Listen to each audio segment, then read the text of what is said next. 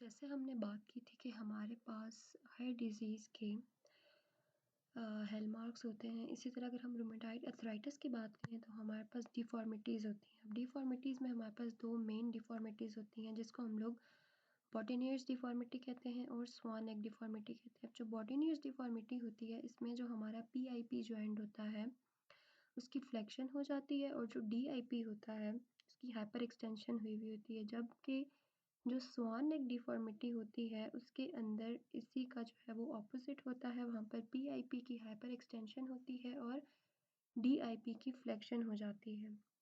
और अगर rheumatoid arthritis को ट्रीट ना किया जाए तो उसकी कॉम्प्लिकेशंस हो सकती हैं जैसे कि बेकर सिस्ट। बेकर सिस्ट क्या होता है कि आपका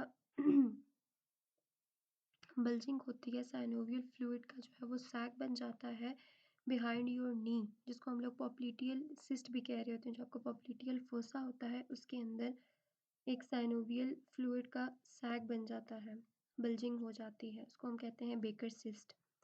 उसके बाद नंबर सेकंड पे हमारे पास होता है फेल्टी सिंड्रोम हो सकता है रूमेटाइड, जिसमें हमारे पास ट्रियाड होता है। 3 चीज़ें होती हैं, रूमेटाइड अर्थराइटिस होता है, स्प्लीनोमेगैली होती है और ग्रैन्युलोसाइटोपिनिया होता है कि बोन मैरो जो है वो डिक्रीज़ हो रही होती है उसका मास।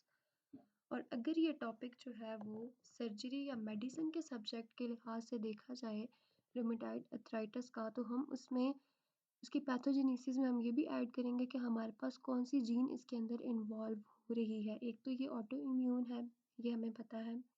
HLA-DR1 और HLA-DR4 जो है वो जीन्स इसके अंदर इन्वॉल्व हो रही होती हैं और HLA-DR1 जो है वो जो इंडो पाक के लोग होते हैं उनके अंदर होती है और जो HLA-DR4 होती है ये वाइट पीपल में होती है, जो कॉज कर रही होती है रूमेटाइड अर्थराइटिस।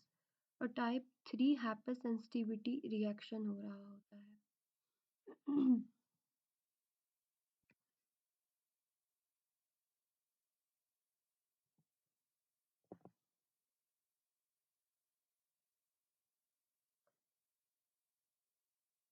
नेक्स्ट हम देखेंगे management guidelines of rheumatoid arthritis के। रूमेटाइड अर्थराइटिस है, हम उसको मैनेज कैसे करेंगे।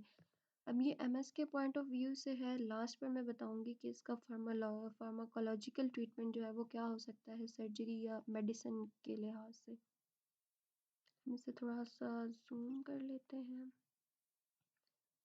Management guideline for rheumatoid arthritis.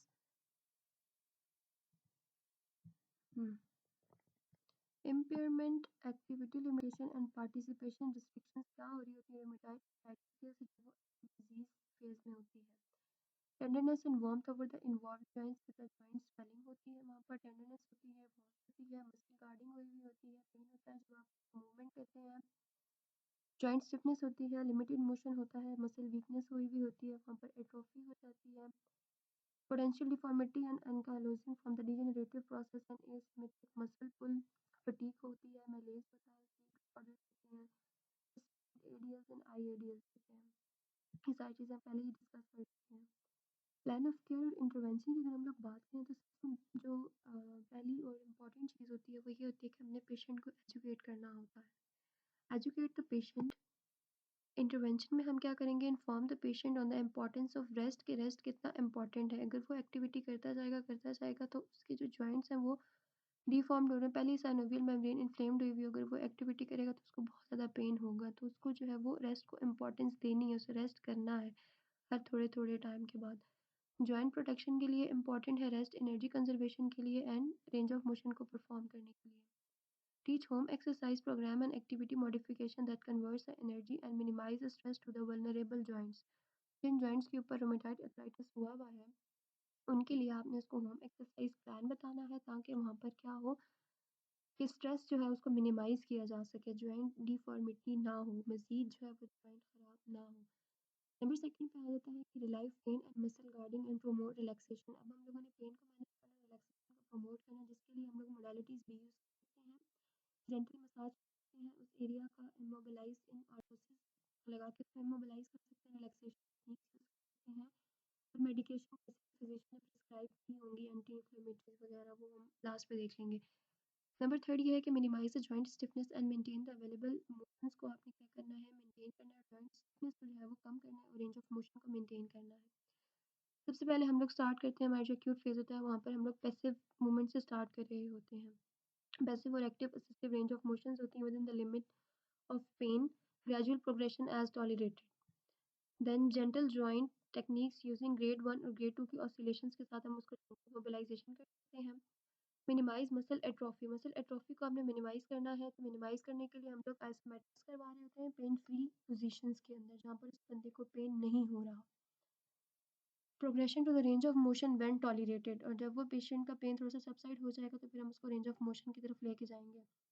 Prevent deformity and protect the joint structures को प्रोटेक्ट करना है आपने, और डिफॉर्मिटी को क्या करना है, प्रिवेंट करना है फर्दर डैमेज को। The use of supportive and assistive equipments for all the pathological active joints.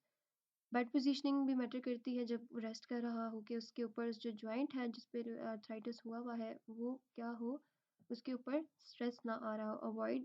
Avoidance of activity that stress the joints, वो एक्टिविटीज़ परफॉर्म नहीं करनी जिससे जॉइंट के ऊपर स्ट्रेस आ रहा है।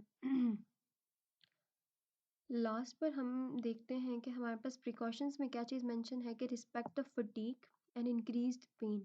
जब पेन इंक्रीज हो रहा है या फिर फटीग है अगर, तो उसने क्या करना है कि वो एक्टिविटीज़ जिनकी वजह से पेन इंक्रीज हो रहा है या फटीग इंक्रीज हो रही है तो उनको नहीं करना या फिर रेस्ट करना है। Do not over stress the osteoporotic bone और लेग्स लिगामेंट्स को ओवर स्ट्रेस नहीं करना। कॉन्ट्राइंडिकेशंस क्या है कि do not stretch the swollen joints पे हम लोग स्ट्रेचिंग नहीं करते और ना ही हम हैवी रेजिस्टेंस एक्सरसाइजेस करवाते हैं that cause the joint stress और place deforming forces on the joint के ऊपर क्या कहते हैं, डिफॉर्मिंग फोर्सेस अप्लाई हो रही होती हैं और जॉइंट स्ट्रेस जो है वो मज़ीद इंक्रीज़ हो रहा होता है, इसलिए हम लोग हैवी रेजिस्टेंस एक्सरसाइजेस भी नहीं करवा रहे होते और ना ही स्ट्रेचिंग एक्सरसाइजेस करवा रहे होते हैं पेशेंट्स को। तो अगर हम इसके फार्माकोलॉजिकल ट्रीटमेंट की बात करें तो इसमें एनसेड्स वगैरह देते हैं कि शॉर्ट टर्म ट्रीटमेंट में एनसेड्स होते हैं और ग्लूकोकॉर्टिकोस्टेरॉइड्स होते हैं, और डिमार्ड्स दिए जाते हैं disease modifying anti rheumatic drugs जिसमें मेथोट्रेक्सिकेट आ जाता है, सल्फासालाज़िन आ जाता है, तो ये हम रूमेटाइड अर्थराइटिस के पेशेंट्स को देते हैं। So this was all about rheumatoid arthritis. हमने इसकी डेफिनेशन, इसकी जो पैथोजेनेसिस है, साइन एंड सिम्टम्स है, हमारे पास डिफॉर्मिटीज़ हैं, कौन से हेल मार्क्स हैं, इसकी मैनेजमेंट क्या है, सब कुछ जो है वो इसमें डिस्कस कर लिया है।